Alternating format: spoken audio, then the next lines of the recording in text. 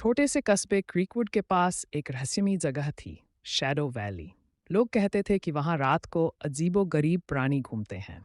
एक दिन पोर्टन साल का साहसी लड़का रेक्स और उसके दोस्त लियो और मिया जंगल में फॉसिल्स की खोज कर रहे थे।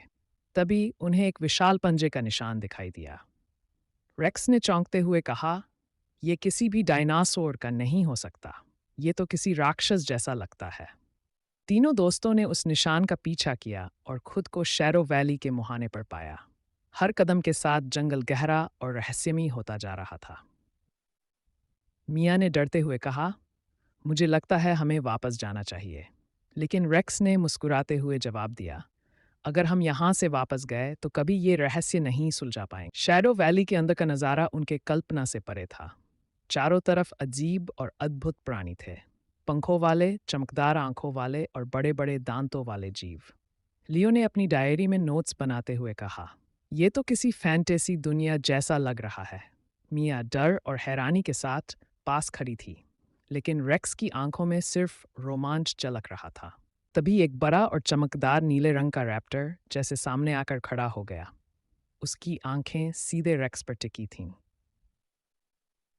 रेक्स ने हिम्मत जुटाकर अपना हाथ बढ़ाया और फिर रैप्टर ने अपना सिर झुकाकर धीरे से उसे छू लिया। मिया और लियो की आंखें आश्चर्य से चौड़ी हो गईं। मिया ने धीरे से कहा, रेक्स, ऐसा लग रहा है जैसे ये तुम्हें समझता हो। रैप्टर ने उन्हें एक गुफा की ओर रास्ता दिखाया। गुफा के अंदर दीवारों पर अद्भुत चित्र बने हुए थे। इंसान और ये जीव मिलकर शांति से साथ रहे थे। रेक्स ने कहा, शायद इन्हें हमारी मदद की जरूरत है। ये राक्षस नहीं, बल्कि शैडो वैली के संरक्षक हैं।